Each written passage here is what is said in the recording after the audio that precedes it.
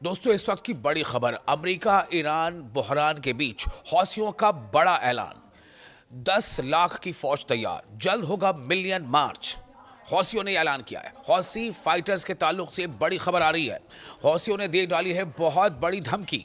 बड़े पैमाने पर एहतजाज और यकजहती का ऐलान किया है हौसियों ने। अमेरिका इसराइल के मुमकिन हमले के खिलाफ बड़ा इंतबाह। दोस्तों, मैं हूं विशाल।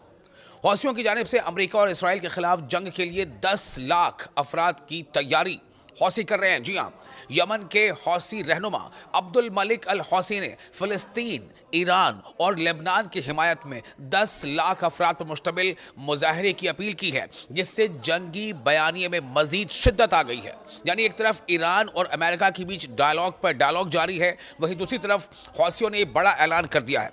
यानी अमेरिका कहीं ना कहीं अब चौतरफा दबाव में है।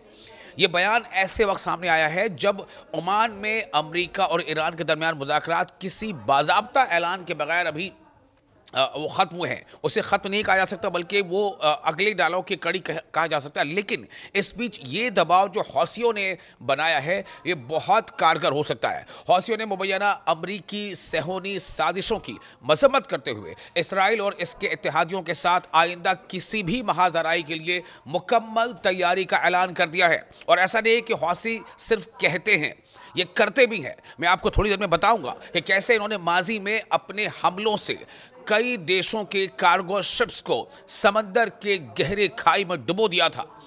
ये अपील हौसी लीडर ने ऐसे वक्त में की है जब बहर अहमर में जहाज रानी पर दोबारा हमलों की धमकियों के बाद सामने आई है। जबकि एक खौफनाक वीडियो भी गर्दिश कर रही है, जिसमें एक जलते हुए जहाज को दिखाया गया है। ये फिर से वायरल इसलिए हो रहा है, आपको भी मैं चाहूँगा कि इसको आप देखें कि किस तरह से हौसियों ने न सिर्फ कहा, कहते हैं ना कि उनकी कहनी और कथनी और करनी में अंतर नहीं है। वो जो कहते हैं वो करके दिखाते हैं।